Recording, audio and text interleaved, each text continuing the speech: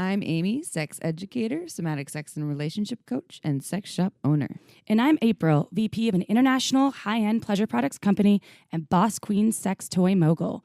We're best friends who make our own rules about who we are as sexual beings. With everything from how to be a badass in the bedroom to top tips for bringing your relationship to the next level, we have something just for you.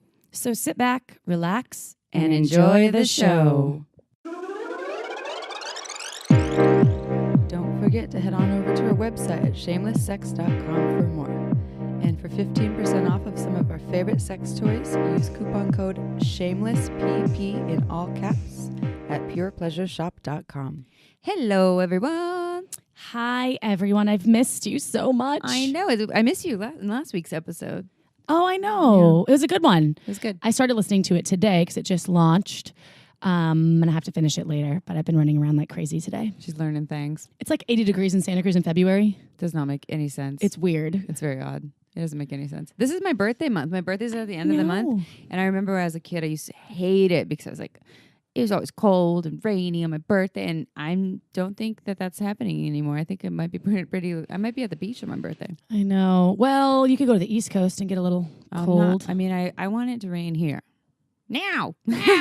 Well, but until then, I'll go bronze. There's this documentary I was watching on Netflix last night called Water and Power. Ooh. Check it out. It is mind-blowing stuff. It's not even conspiracy theory stuff. It is literally stuff that you should know if living in California. And I'm going to should you on that one because I felt like I should have.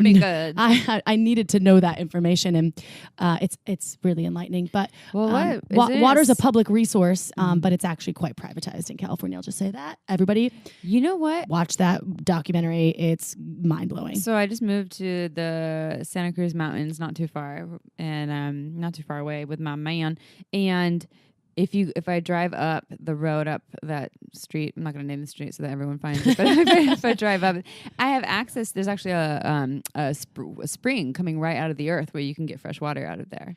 Well, don't tell these people that made this documentary. You all don't know where this is. The documentary. Nope. Yeah, but it's. I mean, you can't find that anywhere, right? Everything has, there's city water, and then there's also well water, and you can get some really good well water. But water that's coming right out of the earth. It's difficult unless you live in the center of the nation. There's a lot of natural springs and aquifers and things, but it's typically unusual.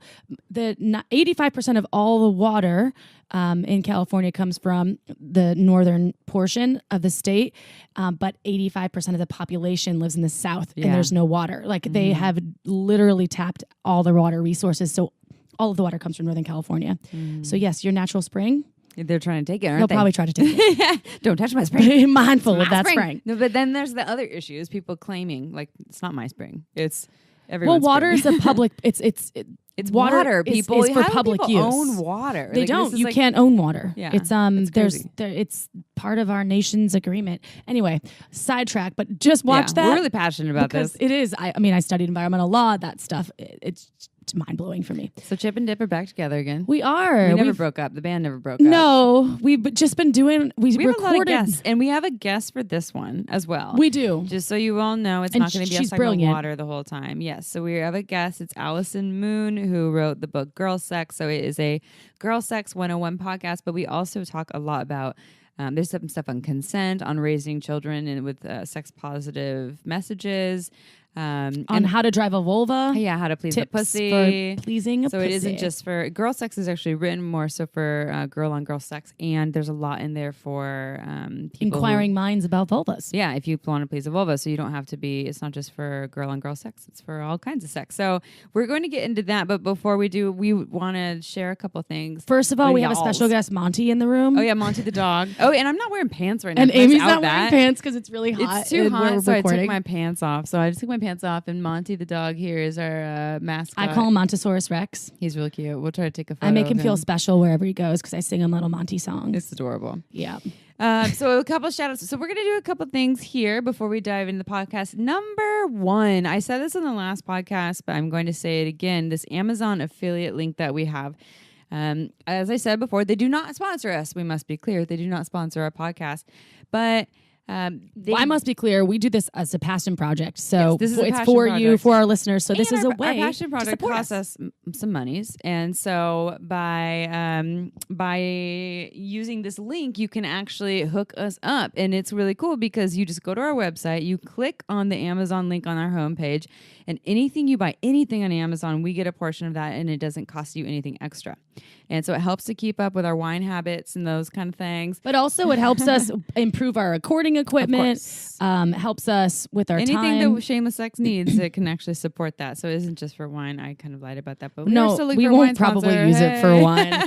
I tend to just buy wine all the time. That's why we need someone to send us cases. I know. Hook us up. But anyway, so Amazon link. So any of the books that we talk about, and even you want to buy a new laptop, you want to buy a pair of boots on Amazon. If you use the link from our website, we get a portion of it. It doesn't cost you anything extra. It's the same old process for you, but it helps us out. So, and I want to just say something about Amazon because I get it. It's a pretty, I don't know, you can have a lot of opinions. People have a lot of opinions about Amazon. However, it is a convenient thing. And I think at this point in my life, I do utilize it because I cannot get to the store all the time to buy all the things I want to buy. So it's a convenient thing. So however you feel about Amazon, it's up just to also you. know but it is that you're convenient. supporting a greater cause. Like Yes. if you're supporting Amazon, then essentially by using that link, then you would be supporting sex positivity by Absolutely supporting. Oh, sorry, but they don't sponsor us. It's supporting, but not sponsoring. Can we? They're be clear? supporting us. Yes, just supporting, no sponsoring. Yeah. I got to be clear on that.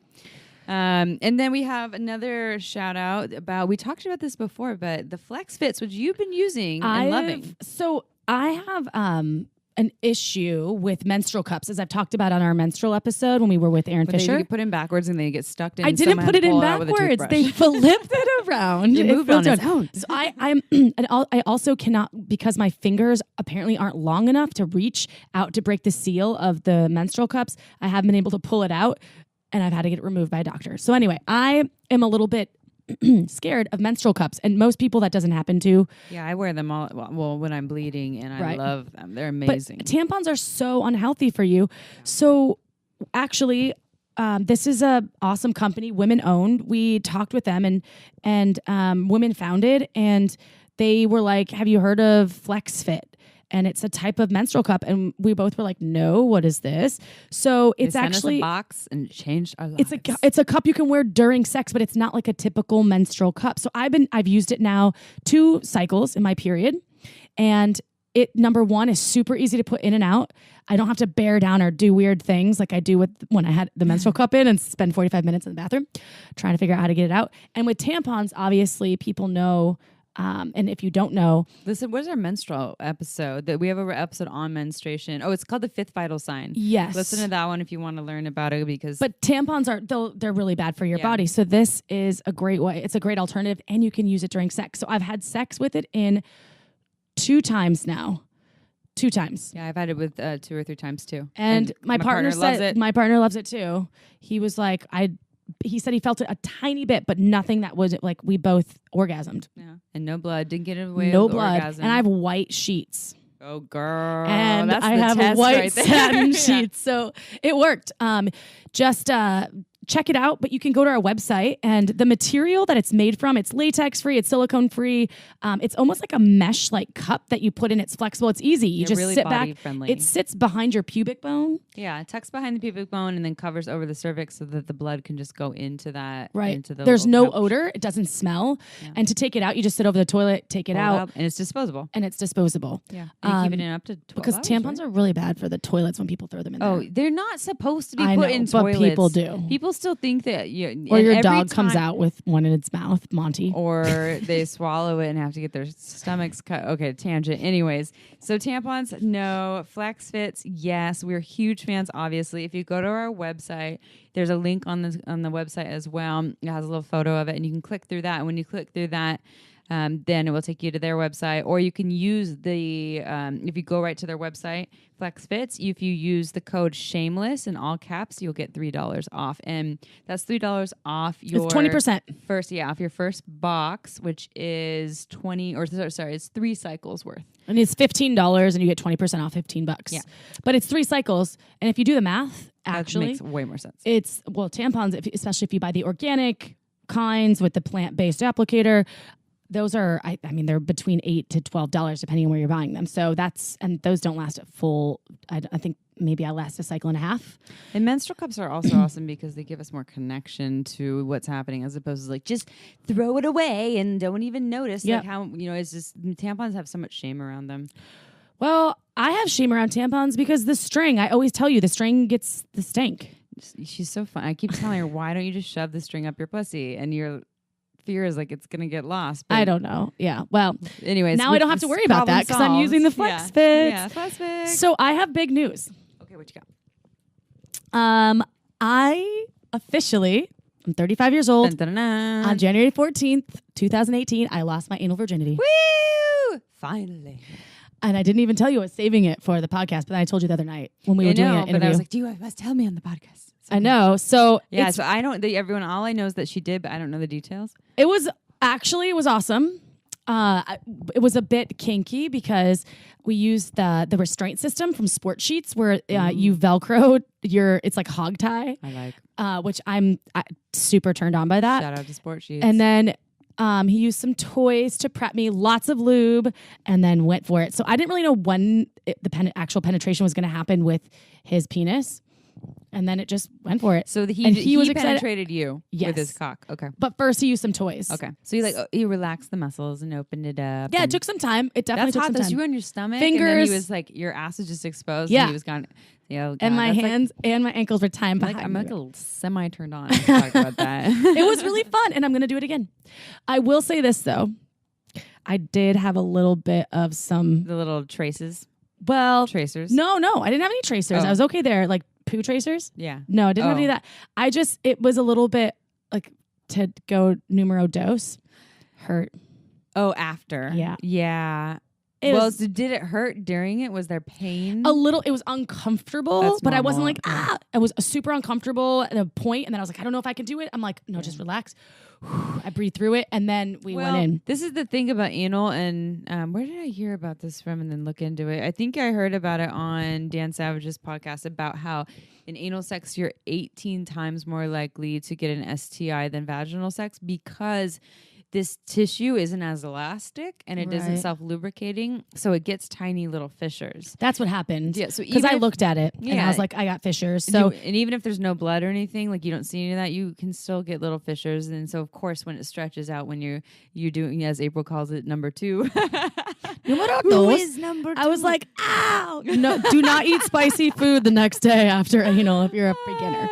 That's what I made that mistake. But you're still on board though. No, I'm still on board. No, I actually had a really great experience. It was just the aftermath. And I feel like we did everything right. I just think that perhaps I maybe could have relaxed more. There's some things that I'll try differently next time. Maybe some more preparatory tools. Well, I think you should also be the one to squat over the cock and make your way onto it as opposed to having them insert you, because then you can really pace it to the point that your body's ready to take it all in.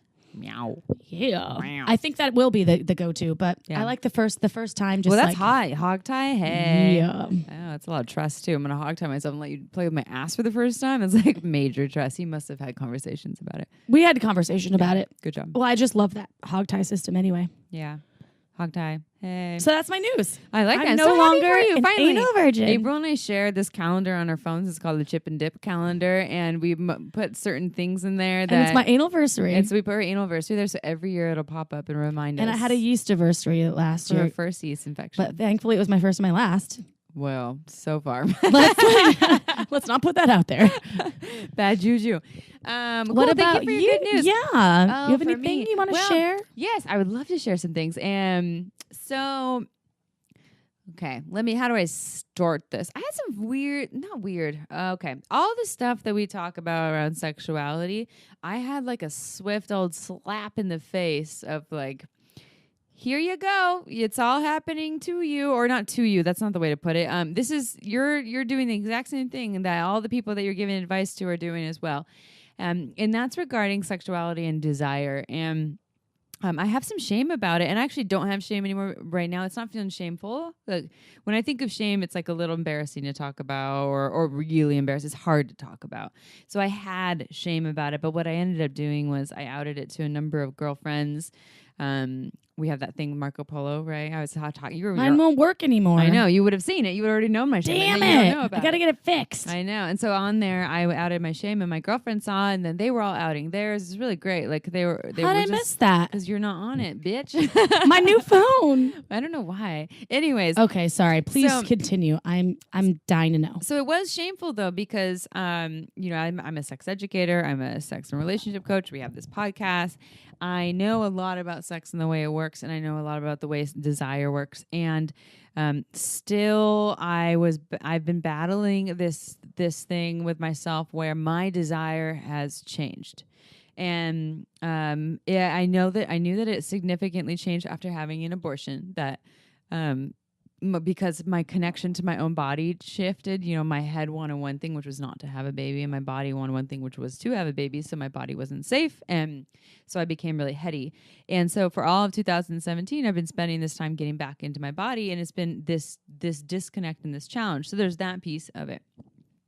There's also the piece that in my relationship with my partner, we've been together off and on for 4 years.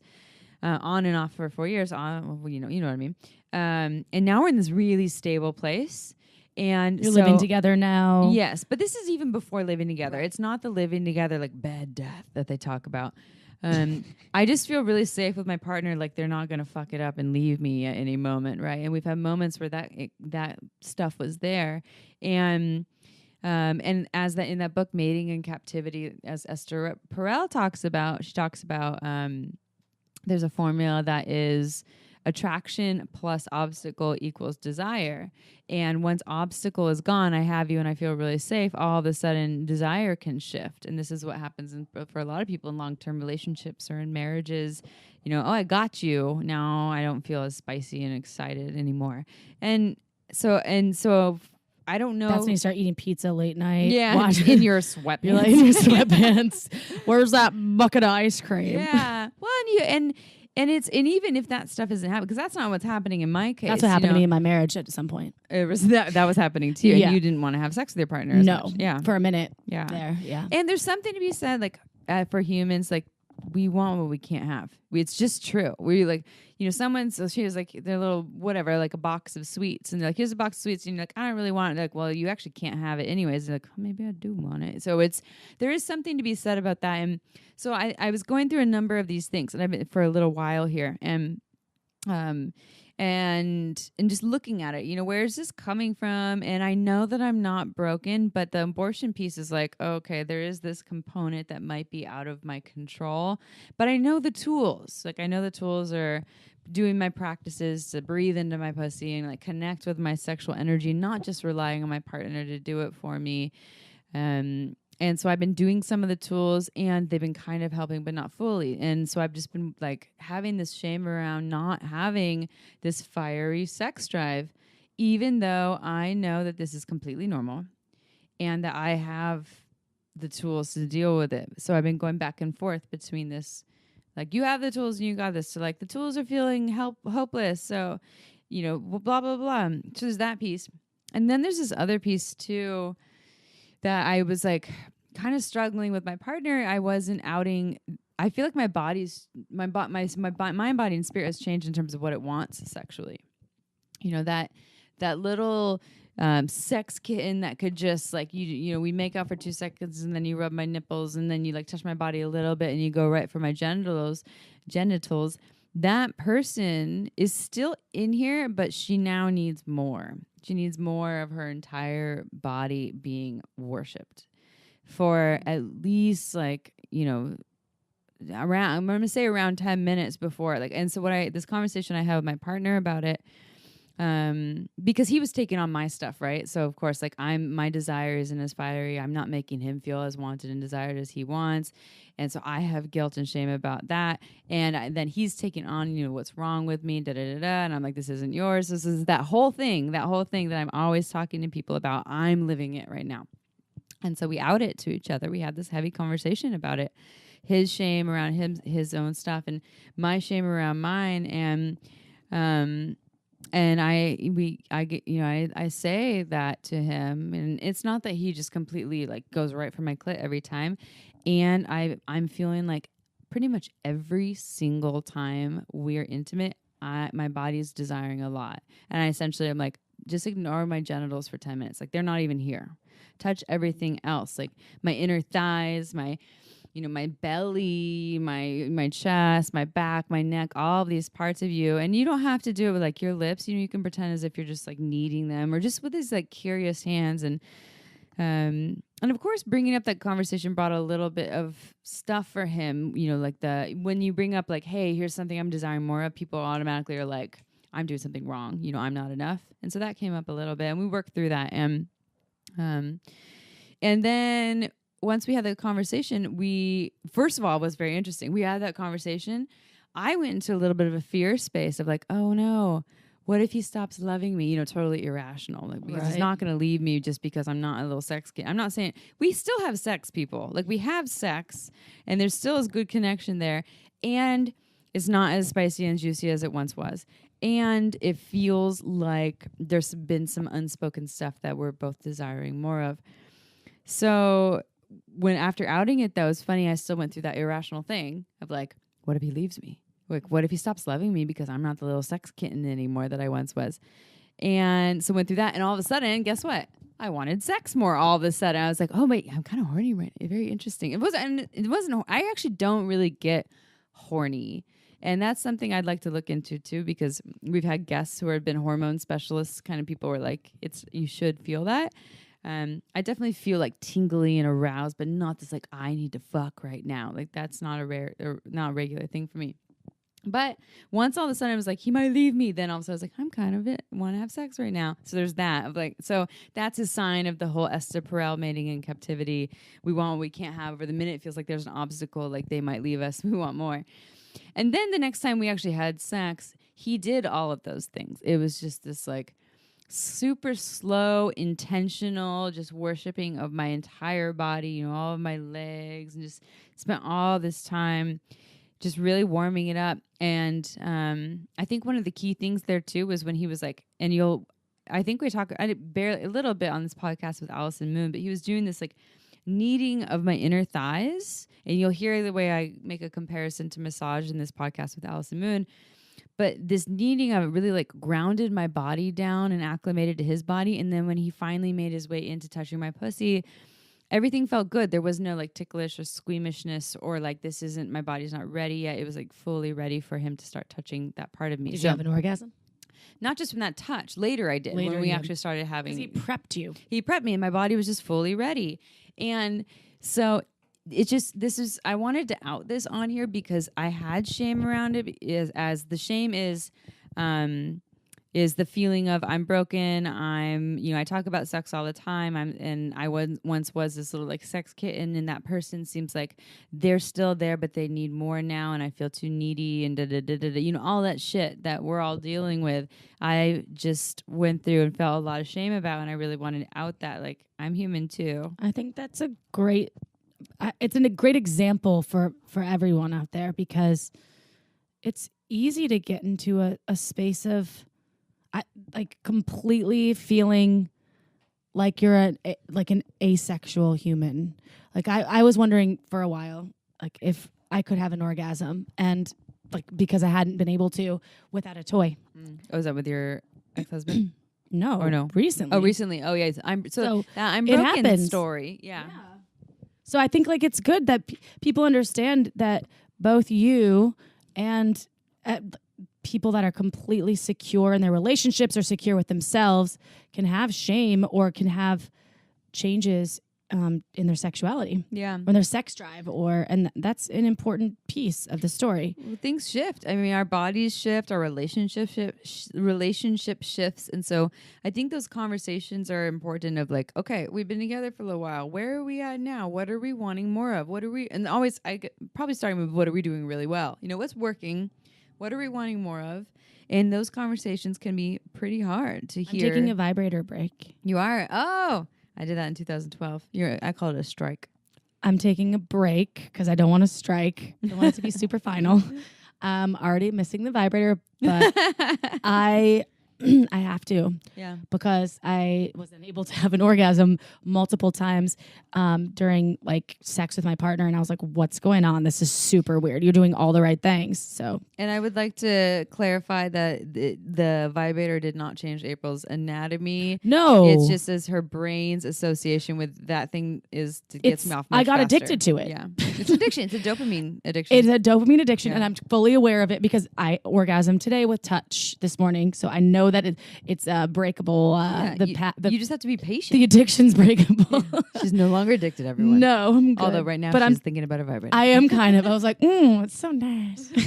It's so easy. That's the thing. And that's the It same thing is. with porn, too. I know. It's the same kind of addiction. It's easy. It's a quick dopamine rush, visual stimuli a lot all at once. But we can definitely work with them. We're not. So I just think that's great. Thank you, Amy. Yeah, I'm not broken. For You're sharing. Not broken. Woo! No, I think that it's important. Oh, for but us. I forgot one piece. Oh, sorry. One piece, real quick. So what I actually did also is I started doing this piece, which you've seen me do, where I seduce myself, right? Yes. I have this thing that I learned in Somatica where I start to just connect into my inner eroticism and rub myself in whatever. My hands start like pulling out my own hair and just like rubbing up and down my thighs. Kind of like closing your eyes and getting into your body. Kind of what I'm the touch I'm desiring from a partner, but I do it for myself to get my inner turn on going on. And it takes me it's like a 5-minute process. And then I can either just do that for myself and leave it at that, or I can do that in front of someone, my partner. I've done it in front of you before and go outward and like seduce you. And that I forgot that's like a really powerful tool in my toolkit to stay connected to my sexual self. And so that's something I've been using for the last couple of days as a means of staying really connected to my desire. And it's been really helpful. If all else fails, get the hog tie system. Yeah, there you go. And try anal. Yeah. Maybe we have all these tools in ourselves. And this is what we've always been saying. And just like you and I say, like we even experience it. And we even have those moments of 2 steps forward, 1 step back. I apply things that I learn from not only from the podcast, but from like the attachment theory. Oh yeah, that's sticking for you. Oh my God. I read that book by Diane Pohl Heller.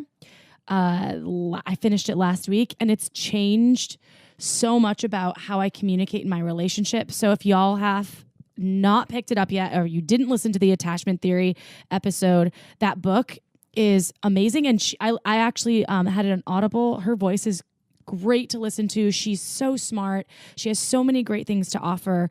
I really recommend it. But applying those things that we're sharing with people, I apply it every day. And sometimes I still have a failure of a day where I'm like, wow, I am really shitty right now at communicating, or wow, I really can't get into my body, or wow, there's so many aspects. So we're humans. Yeah.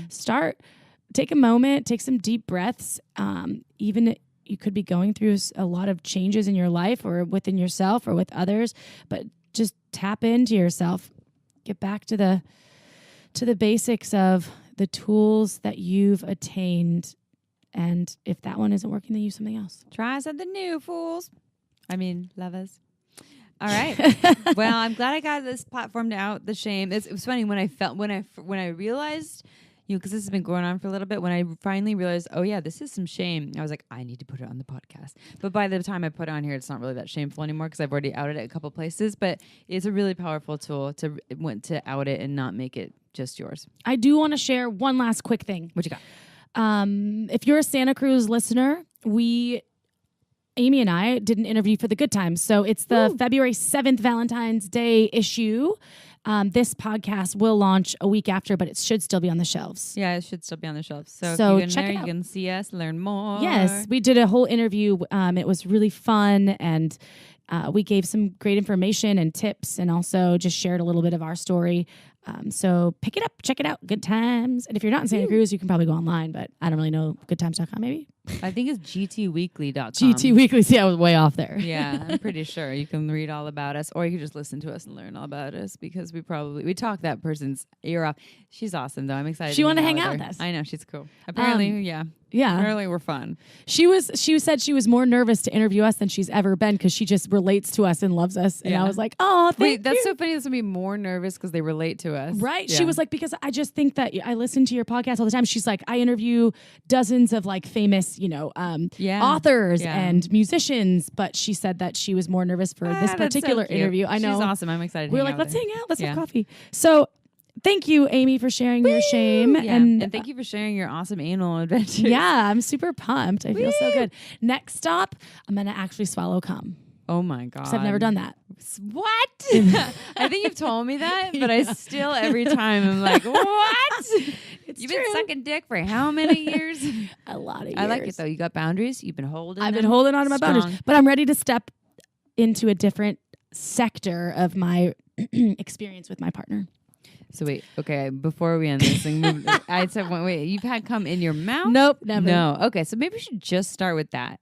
Like layer it, right? Like start with cum in the mouth. What do you do with it? You just swallow, just spit it out then? Well, I mean, you could just swallow and then the whole thing would just, she figured it out. She did it. You could do that, or you could layer and just see what it's like to just spit it out. I don't know. Okay. Honestly, for me, when I spit or swallow, I guess it's like the mental association with this is in my stomach, and that feels a little odd. Oh, no, I didn't even think about that. But it's not really a big, I mean. The other day, he was getting close. I can feel the little, the cock is like fluttering. Yeah, and I was like, oh, it's going to happen. And I was like. The balls get all close to his body, get all tight. Like, where'd your balls and go? I can feel it like, and I was like, oh, it's going to happen. And then he like pulled me up, so it didn't happen. But I was like, you could have done it. I was like, you could come in my mouth. He's like, not yet.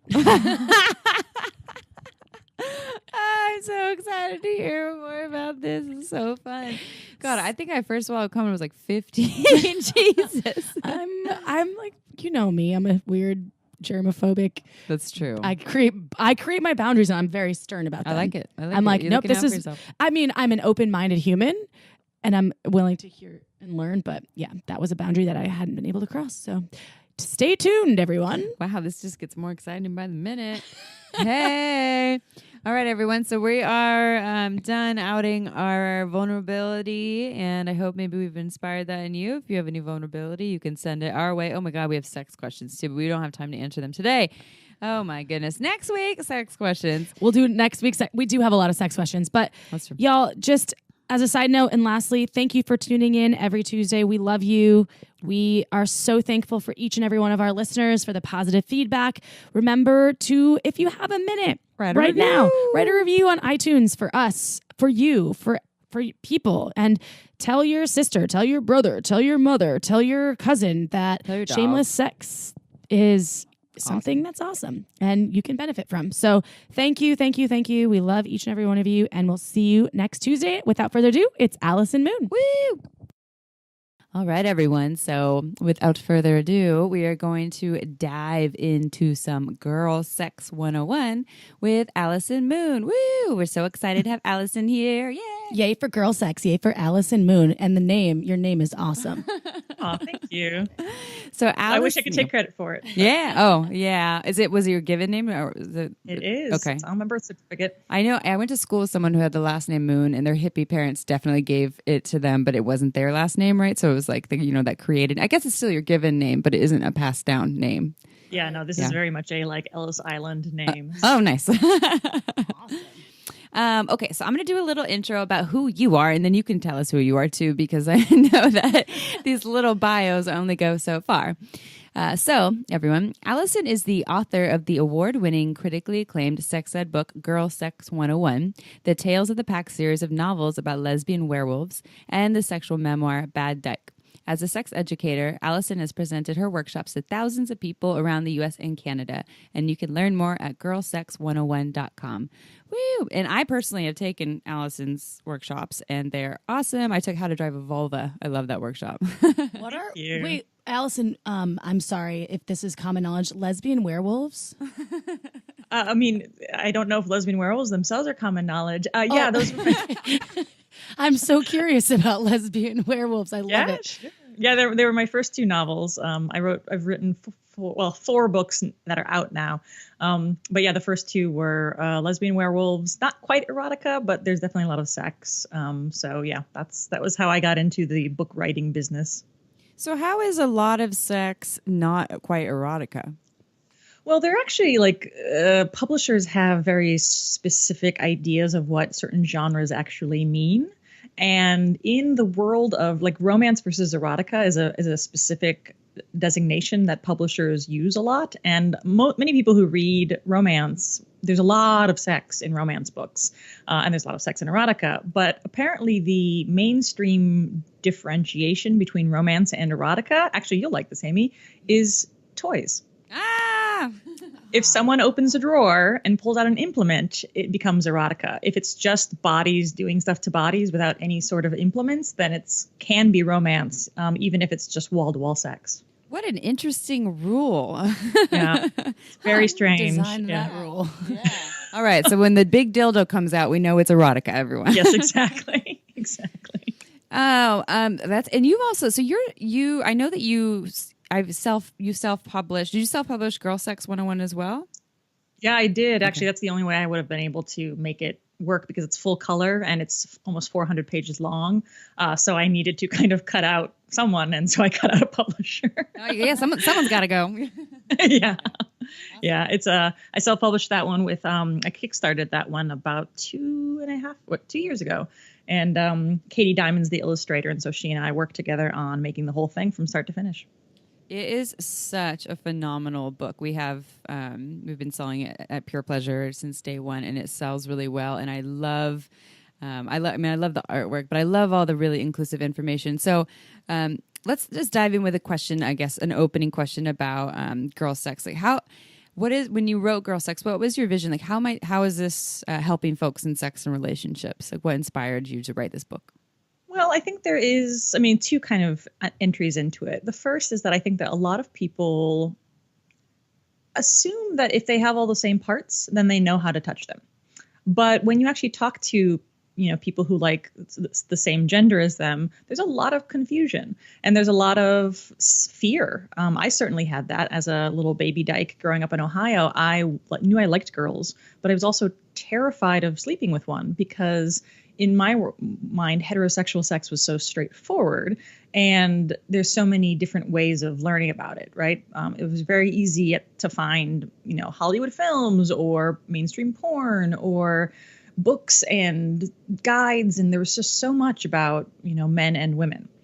And when I started talking to more people who were queer identified or LGBT identified, it became very clear that a lot of people felt left out from sex education because there was this assumption that if you have all the same parts, you just know what to do with them, which is just not true. And so on that angle, I really wanted to talk about, I wanted to give a very safe, fun primer for girls who love girls, so that you felt like you weren't talked down to, and it wasn't boring and dry. I wanted something that was fun to read and also very educational, and didn't assume that everybody was supposed to know something.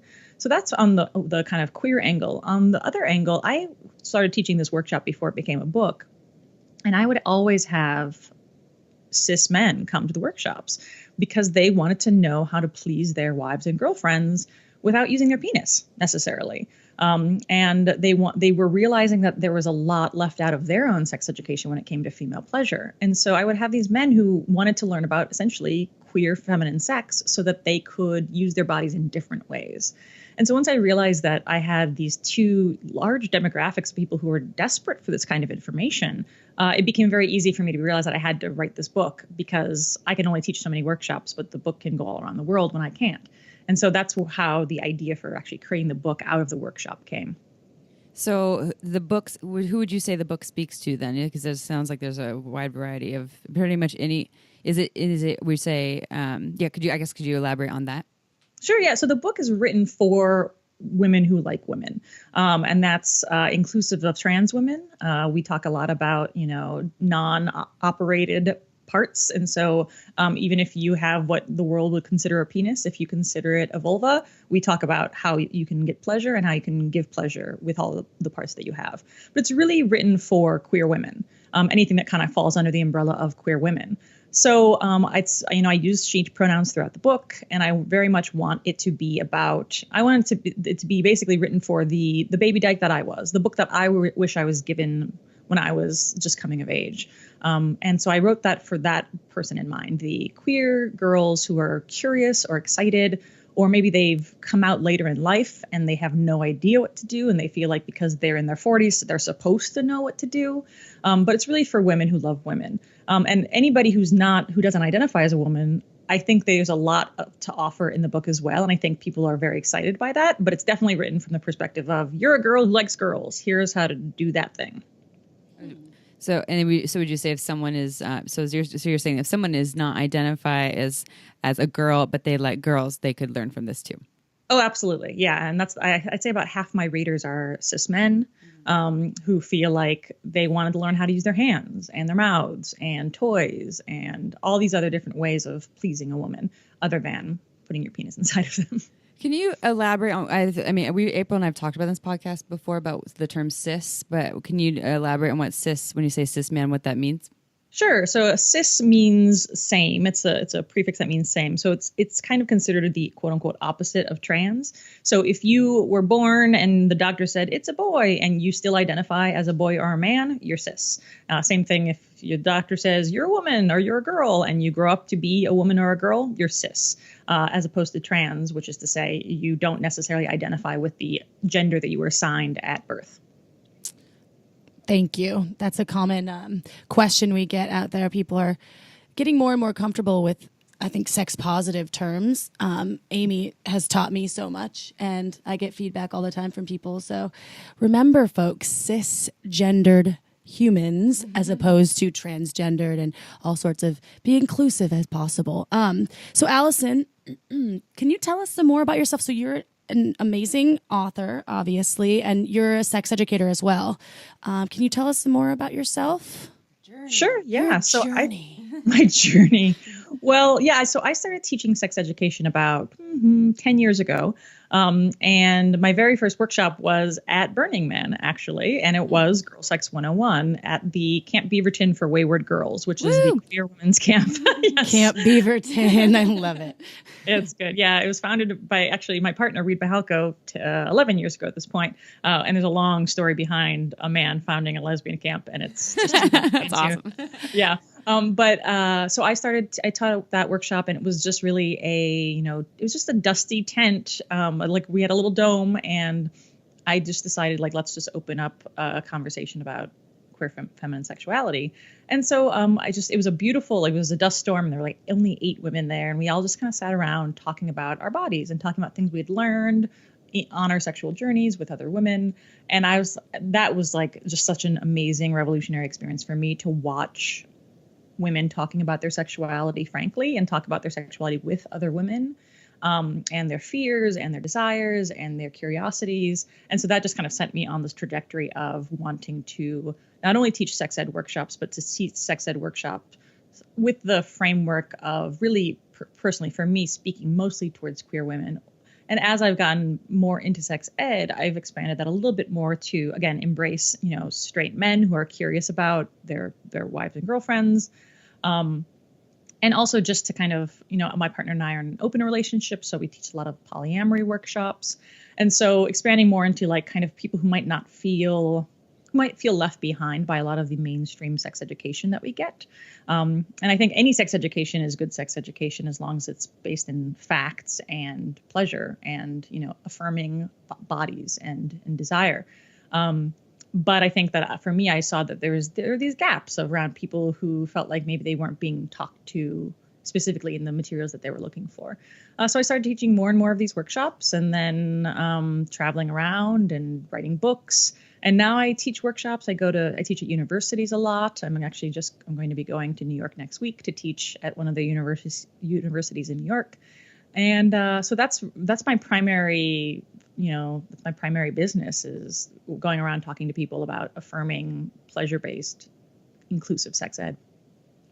And it's so needed in this world where, as we're finding, we have listeners from all over the world, actually, but we have a lot of listeners that like what you were saying when you were in Camp Beaverton and hearing people kind of for the first time, or maybe not the first time, but really being vulnerable, especially women being vulnerable about their sexuality. And it's living in the very penis centric kind of era that we're in. It's really, really important. So thank you for all of the work that you do.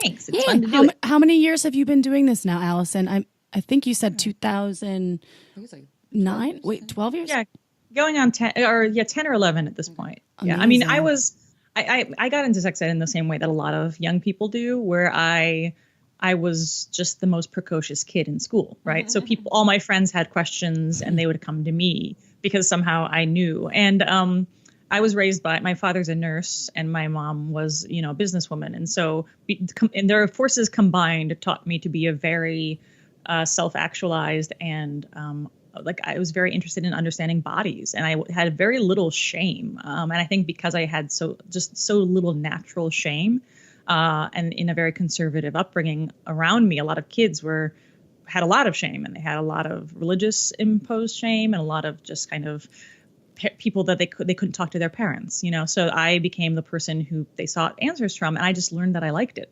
I liked being the person who taught, all of my fellow kindergartners the words vulva and scrotum, and that just became something that as I grew older, just became like, now my friends are talking to me about masturbation or periods or sex or ejaculation. And if I didn't know the answer, I'd find out the answer and I'd come back to them. And I really wanted to base it in facts and science, as more than, shame and fear.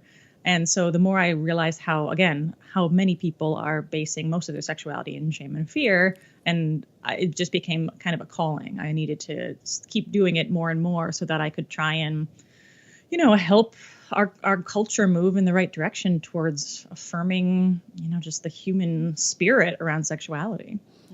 I wish that you would be able to speak in elementary and middle schools. That's where it's really needed. Yeah, there are a lot of people who are doing really good work in that, but it's also really hard because so many school districts have a lot of sanctions on what is and is not allowed to be taught. I mean, when I go to universities, and I only teach at 18 and over because I'm a little bit scary because I talk about pleasure, and a lot of people are afraid of that, talking about that with children. But so I definitely, whenever I go to a university, one of the first questions I ask is like, raise your hand if you got any sex education in school at all. And usually about half the hands will go up. And I say, well, leave your hand up if it talked about pleasure. And all the hands will go down. Right. And, because all of the kids, I got abstinence-based sex education. And it was about, if you have sex with your boyfriend or girlfriend, you will ruin your relationship and you will ruin your life and you'll probably get pregnant or get AIDS and die. Yep. And that all was the bad things. All of it. Yeah, all the bad things, and didn't teach us how to prevent that. It didn't teach us how to talk to our boyfriends and girlfriends about our feelings. It didn't talk about any of that. It just was incredibly gendered based and incredibly shame based. And so it's a miracle that anybody makes it out of high school without, feeling just horrible about their bodies. So I do feel like, yes, absolutely, this work does need to start much younger, and it does need to start with parents talking to their children about consent and about their bodies and about it's okay to feel pleasure and it's okay to touch yourself. And here are the boundaries about where you can do that and make people not feel uncomfortable. But ultimately, this stuff needs to be. Sex education is a whole life education. It's not just something that starts when you turn 18 or when you get married. It starts when you're a child and you're exploring your body and you don't know why that boy keeps on hitting you and you want him to stop, but you don't have the words to tell him to stop, or the boy doesn't know that he's not allowed to do that to girls. I mean, there's this stuff, these lessons that we teach our children, that's what gets codified as you grow older. And when sexuality becomes a large part of your life, we bring bad habits into the bedroom and into the streets. And it's important for parents, I think, to be very proactive about teaching their children about bodily autonomy and respect for oneself and others. Now with cell phones and computers, children, they get a cell phone when they're 7 or 8 these days. They have access to everything. And that's why I think as a parent, it's so important to educate young. And I had this conversation actually with my boss because he has a young daughter and he's just like in shock. He's like, she's not going to lose her virginity until she's 19. I'm like, are you serious? You sell sex toys? You manufacture sex toys for a living. Let's be real. So I'm like, she has a cell phone. She's 7. Let's get, so I don't know. I don't know if you have anything to say about that, but like, I think it's just in everyone's best interest to speak to their children at a younger age than even when I was a kid. Well, it's just the importance of actually having real conversations as opposed to relying on the system to do it, or they'll figure it out for themselves, or whatever that is. And I really liked what you were saying, Allison, that example about the boy and the girl on the playground, and he's kicking me and keeps hitting me, and I don't know why. And I just think back, because I totally had that happen a number of times, and that's that first step of, oh, boys will be boys. That's how they show their affection, so it's okay. And that's like the beginning phases of normalizing something that's is not okay. And but it's just the brushing under the rug as if that's just like human behavior. Absolutely. And that's the thing. I mean, when we are so afraid of sex that we can't talk about it, it makes it hard to talk about anything that feels like it's related to sex, like power, or violence, or any of these other things that are really scary. And so I think, and I'm not a parent, so full disclosure, but I talk to a lot of parents. And, I think one of the most important things is understanding that your child is probably going to be exposed to something that you wish they were not exposed to at that age, or maybe ever. What the most important thing you can do as a parent, I believe, is to make sure that your children know that you are a safe person to talk to. You can ask me any question, and I will not tell you it's a bad question or it's wrong, because that means, like, a lot of children I've noticed, like, they really only ask questions up until the extent of their maturity around the knowledge, right? I've seen this happen so many times where a parent will be very forthcoming, like, well, so like, here's how babies are made. And then the kids will be like, la, la, la, no, gross, gross, gross. And they'll run away, right? And so it's like, that's fine. And then, but let them know that, like, in another year, if they want to know more, or whenever they're ready, they can ask you more.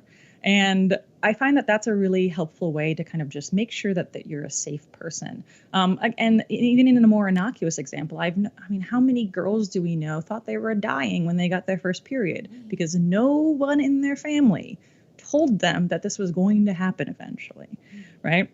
And this still happens in this day and age, still in America. And it's because so many of our elders, so many of our parents are so afraid to talk about these very natural things. So if you can have this experience of like, hey, this is probably going to happen to you soon. And it's, it might be scary and it might be gross, but like, it's okay. It happens to almost every woman on this planet. And that's great. So if you can have that conversation, just start seeding that. I think that's what gave me my superpowers around sex education, was having parents who gave me the information that they knew that I needed, so that even if I was encountering something that I was afraid to talk to anyone about, I had the context for learning how to feel safe in where I could ask questions, who I could reach out to if I needed to. And that makes a giant amount of difference in just understanding how to be a sexual person in this world. Yeah, I definitely had that too with my upbringing with my mom, and I guess we're not saying parents that if you do this, your kids will definitely become sex educators who write books about how to be a bad dyke and all that fun stuff. And it just creates this level of openness that allows people to really express themselves and also like fully be the sexual being that they were always meant to be. So. Really, really important messages. And on the note of important messages, I do have a question coming back to the girl sex. Then you've named some really important messages there, that, and I really liked what you said, that just because someone has a vulva, they don't necessarily know how to touch all vulvas. But what are some other really important messages that you'd like folks to know about girl sex? Yeah. So, I mean, that's such a big one, is that, everybody's their own, sweet, special snowflake of pleasure. And, my girlfriend and I laugh about this because she and I have all the same parts, and yet we couldn't be more different in the way we like to be touched. And so it's really important to develop a keen ear for listening. And this is something that is cross genders, right? I think learning to listen is one of the best things we can do as sexual people. Because when we get stuck in that notion of you have this, therefore you're supposed to like this, we start treating people as stereotypes and treating people as basically the sum of all of the people we've ever slept with, as opposed to an individual in front of us. And if we can remember to kind of take a step back and really listen with intention and listen for energy and for emotion as well as pleasure, I think that that's a huge, it's very esoteric the way I just described it, but ultimately just takes practice to learn to really be present and listen to another person's body. And from there, that's where I think a lot of pleasure comes from. And in terms of terms of teaching men what, lesbians know, it's that, hands and toys and mouths are so integral to sexual pleasure. And that, penetration, and I'm sure you've talked about this on the show, like penetration is just one crayon in the crayon box of sexuality. And many women do not actually even enjoy penetration as much as other forms of sex. And so if you can get good at using your hands, using your tongue, using toys together, you will have so many different ways to enjoy sex with your partner. And I think that just creates an interesting amount of creativity. It creates dexterity, emotional dexterity as well as physical dexterity for a long lasting sexual life. So I recently had this experience with, I kind of tied together the art of warming up a body, any body, but especially a vulva owner's body, described kind of as like a receiver. And it's compared to the way if you got a professional massage and how the masseuse warms up the body. If you're laying on your stomach and they put their hands on your back first and just hold them there as the hands start to acclimate to the skin, to the body, and then they just kind of lightly start to rock the body and wake it up, and then they start to move all over the body and do their work. And I've used that kind of comparison to explain to people who don't really understand, or it's a big complaint that I'll get from a lot of female identified folks who are in straight relationships, or like, or not just, it's a lot of relationships, of course, probably not just straight relationships, but the ones I'm speaking to they just go right to my genitals. They forget that I have a whole body and that I have all this other energy to work with. And when I've explained it that way, like, go get a professional massage and see how they warm up the body before they really dive in. That's what I think most bodies are looking for, and even penises. I think even penis owners, even if they think that they just want fast and hard right away, I think when they experience something different, they might question that and where that came from as well.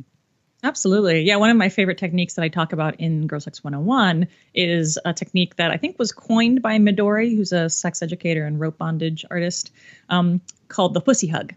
And it's really just like a firm, gentle, loving, cupped hand over the vulva. And you just put it there and it should have the intensity of a good hug, right? Like, here's my hand, here it is. Like, it's not about poking in the hole. It's not about getting the clit going. It's about just putting something there.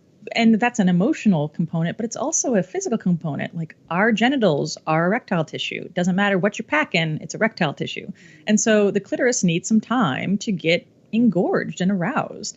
And there is, like you said, this notion that, like, as soon as a man has an erection, it has to be like put in something, right? Mm-hmm. And I think that that's from a lot of different perspectives. I think that our culture teaches that that's the thing that you do with an erection, as opposed to, a man being able to receive a penis massage, right? Or a massage that encompasses his entire groin. I think very few men experience that. Very few men get the opportunity to experience that, and how delicious that can be to be in a state of arousal without thinking, now I have to get off, mm-hmm. right? So if you can experience that and understand that, that's absolutely the same thing for people, no matter what you're packing, is to be able to have indulge in the experience of getting hot, getting aroused. There's definitely plenty of room in the world for fast, hard quickies. But I think I feel like that crayon is colored with quite a lot. Mm-hmm. I think that we have other colors that we need to explore, and letting your body really warm up, letting yourself relax into it, it just feels so good. I definitely, and I've been in a long-term relationship. I've been with my partner for almost 11 years. And so I absolutely understand the, like, okay, like, we got 10 minutes before we have to leave for the movies. Like, let's just, and there's that, like, it just becomes part of the rote. And not everybody has room for 3-hour sessions every day. And I understand that. But I want people to feel more permission to at least indulge in giving yourself time to warm up and expanding what sex is. Because if we think that sex is only penis going in vagina until penis ejaculates, then we're missing so much. And it's okay to be aroused and feel sensuous and then stop, or then pause and come back later. And so if you want to explore that, like massage without coming, or just being close, or just breathing hard together while touching, I mean, there's so much more that we can do as sexual beings other than just, penis in vagina. Fast and hard, like the fast and hard. I have so many previous partners that just would go straight to like the like over the vulva. I was like, whoa, wait a second. That's a lot of intensity. Can we slow it down just a minute? So Amy mentioned, I think you mentioned as well, you teach a how to drive a vulva class, right? Yeah. Yes. Love that title. Thank you. And I love driving vulvas from time to time. So I'm sure listeners are wondering out there, especially those folks that maybe aren't vulva owners, but what are some key tips for pleasing the pussy? Sure. Yeah. So I think it's really important for people to understand anatomy, and not necessarily in understanding all the Latin terms, but first of all, understanding that so much pleasure happens outside, right? So the vulva is different from the vagina. The vagina is the tunnel of love that leads from the outside world into the uterus, right? But that's just one organ that encompasses so much of quote unquote female sexual arousal. There's also the vulva, and the vulva is pretty much everything else on the outside. So it's the clitoris, it's the labia, the inner labia and the outer labia. It's the mound, it's the introitus. It's like there's so much interesting things. And all of those places are really innervated. They have so many nerve endings. There's so much pleasure to be generated on the outside of the vulva. And so I think it's really important to understand like outer course as really sexy. And then also understanding the clitoris itself. The clitoris is, the primary sexual organ for people with vulvas. And it's very much more than meets the eye. Again, this is something that a lot of sex educators are always hammering out, but it's something that a lot of people still don't quite know. I still go to doctors' offices and we'll see diagrams that show the clitoris is just the little bean on the vulva, as opposed to a giant internal structure. There is a very large internal structure. And my favorite factoid about sex ever is that pound for pound, inch for inch, the clitoris has the same amount of erectile tissue as the penis. Same amount. As the entire penis? As the entire penis. It's just on the inside. And so when you don't see it, you kind of think it's not there, but that's actually the internal clitoral structure is what's responsible for a lot of the vaginal pleasure from penetration, because the actual internal clitoral structure is stimulated by penetration, because the clitoris has a structure that goes around the vagina. And so that's why one of the reasons why a lot of people with vaginas prefer girthy sensation rather than deep sensation is because girthiness actually stimulates the walls of the vagina, which stimulate the internal clitoral structure. So to the degree that I can, I just want people to know, like, the internal clitoral structure is really important, because that means, like, when we talk about things like the pussy hug, when we talk about different tips for cunnilingus, one of the significant things I always teach in my workshops is understanding pressure and the value of pressure. A lot of people think that cunnilingus is just this like vibration diddling on the outside, when really often very good cunnilingus for many people involves like a grinding sensation. You're really using your face to create pressure on the entire vulva. This is why, the joke about horseback riding is such a big one, because we're talking about grinding and pressure as being very integral to a lot of people's pleasure. And so the more we can start thinking in 3 dimensions rather than just the superficial, I'm just going to rub your clit until you come, really starting to think more about like energy and kneading and smooshing and all these different things you can do with a vulva that can generate pleasure on the internal clitoral structure as well as the external clitoris. Mm-hmm. I was just thinking back to this poll we took from our listeners, and I'm so glad we're talking about this, because they really wanted more on the how to please the pussy. So this is all, I think, going to be really, really wonderful. Really wonderful tips. And we actually have your class on, we have an online class of yours at Pure Pleasure's website too that people can watch. I think it's like an hour long or something as well. If they want to learn more about all of this and your book. What's next? Are you doing a Spanish version of the book? Yeah, so the Spanish version exists. It's called Sexe entre Mujeres. And yeah, it's sorry, I just got distracted for a second. Pause. There's a large owl sitting outside my window. Really? Sorry. Oh yeah, that's awesome. That's a good sign. That's the Because you're in native gods. Yeah, you're in Oregon. Yeah, we live in Oregon now. I'm so sorry to interrupt the recording. Oh, that's totally fine. I like this moment. Brought to you by Owl Wisdom. What does Owl Wisdom mean? Something about wise and wise. Yeah, I could use a little wisdom these days. Awesome. Okay, so Spanish version. Yeah. Spanish version. Thank you. Yes. So we have a Spanish version already out. It's called Sexe entre Mujeres, which means sex between women or sex among women, which is why I really like that title. And it's the exact same book. It's translated into Spanish, and that's for sale all around the world. I'm also now I've written another book all about casual sex that I'm hoping will I'm hoping to actually sell to a traditional publisher.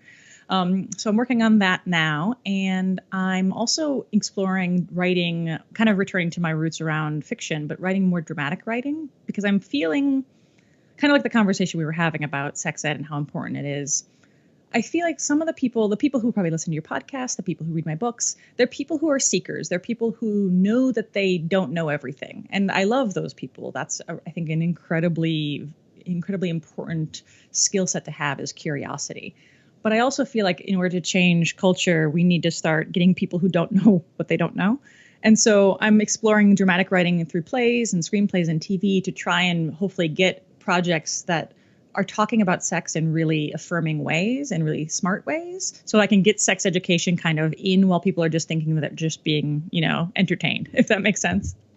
Yeah, I like that. So and that was a very nice way of saying the closed-minded folks that think that they know everything but really don't. Yes. Yeah, and that's the thing. Like, I mean, I sometimes do live in this bubble of sex education and sex positivity, which is, I mean, it's a good place to live. Let's be honest. It feels really good to be surrounded by people who are constantly exploring and improving themselves. But there's a whole world out there of people who don't know, and so I think that your listeners and sex educators become those people who those are the people who actually have to reach out. Those are the people who are the interfaces between, they're the ones who can correct their friend when their friend says, oh yeah, like all women come from penetration. It's like, well, actually, and having those conversations with their friends and their siblings and their spouses to correct the misinformation that's going on in the world. I appreciate that kind of effort, and I think we need more people who are willing to have those conversations to help steer the ship back onto a course of, again, pleasure and fact-based evidence. So maybe you can translate the book into Mandarin and Hindi and all sorts of languages out there, because it's needed all over the world. Yeah, I mean, I would love that. We actually have somebody who's working on a French translation right now, and a person who's working on a Russian translation, which I'm very excited about, specifically because the book is so queer. I had a person reach out to me from the Ukraine saying, Ukrainian lesbians, we need all the help we can get. And so they're like, can we translate this book? And I'm like, absolutely you can. I want this information to get to places like that. And so you said you're going to be in New York teaching. Is there anywhere else you're teaching in the upcoming few months that our listeners could check out one of your workshops or open to the public? Or I'm in the Pacific Northwest, so I'll probably be teaching at Shebop again in the spring. And generally speaking, if I'm in most major cities, I'm going to be in Los Angeles in the late spring, like May-ish. And I do travel a lot, so I recommend for people who actually want to bring me into the city, the easiest way to do it is by hooking me up with a gig. So I often teach at some meetup groups. So I've been hired to teach all sorts of different groups. But also, universities, I still love teaching at universities. And so I'll probably be back on the road in the fall as well, teaching at more schools. Nice. And people can find your when you're on tour at girlsex101.com? Yes, girlsex101.com, and I have all of my live dates posted there. And I also have a mailing list where you can sign up, and I only send emails when I actually have something that's going on. And where do you prefer people buy your book from? And you're not on Audible yet, correct? The Girl Sex 101 is not on Audible, Okay. but Bad Dyke is. So Okay. if you want to hear me tell true sexy Ooh, is it your stories from my voice? sex life. Yes, it's me. Yeah. Yay! Yeah. It's fun. It was fun to record too. So yeah, I mean, I am happy with anybody buying my book anywhere. Obviously, Pure Pleasure, if you're in the Santa Cruz area, is a fabulous place to buy a book. But yeah, I mean, your local sex toy store will probably have it. I also have, you can buy it from girlsex101.com and I'll send you a signed copy. Or, anywhere. I mean, Amazon's fine too. I know people, have problems with that. But honestly, anywhere that makes it easy for you to get the information is A-okay with me. Awesome, everyone. Support your writers here. Support this knowledge because it sounds like there's a lot of good info in here for anyone who has a vulva or likes a vulva. And also, actually, no, there's good information for people who don't even have vulvas. This is for everyone, pretty much. It's true. Yeah, I love it when people will open the book and they're like, wait, you have penises in here. I'm like, Yep. yeah, but they're penises who belong to women. So isn't that nice to talk about that? But it's also what's lovely is that, when we talk about trans women who haven't had bottom surgery, a lot of that stuff applies to cis men who either don't get erections or get partial erections. A lot of men, again, they have so much shame around associating with not, stiff erections that they had when they were 18. But penises without erections can feel pleasure too. And I think it's lovely to have techniques to serve, people like that. And so, yeah, if you're curious about that, there's some good techniques for hand sex and oral sex on soft penises. Ooh, I'm so glad you said that because there really is so much shame around that. And I think people feel so helpless when that happens, either with the partner that happens or with their own bodies. And we're always trying to eradicate that shame and give people a lot of tools. But I'm really glad that you said that and that this book can be a resource for them as well. That's awesome. Also, Hot Octopus helps with that. Pulse 3. Oh, hey. It can help you have an orgasm with completely flaccid. So that's pretty incredible. But also techniques to help that is great to learn as well. Allison, anything else you want to share? Any last bits of information or happy vibes or love that you want to share before we? Yeah, I mean, happy vibes and love. I'll share that. That's great. That sounds wonderful. Yeah, I mean, people can follow me on Twitter too if they want to at Hey Allie Moon or at Girl6101. And yeah, that's pretty much it. Awesome. It's been an absolute pleasure having you on our show. I learned a lot. I'm going to check out your book, Bad Dyke, but I really want to check out these lesbian werewolves. So I'm very excited about that. Thank you for the information and spending a little bit of your day with us. Everybody check out girlsex101.com. And again, thank you for tuning in. We see you every Tuesday or see you next Tuesday. Go to shamelesssex.com for more on us and information. And ciao for now, everyone. Don't forget to head on over to our website at shamelesssex.com for more. And for 15% off of some of our favorite sex toys, use coupon code SHAMELESSPP in all caps at purepleasureshop.com.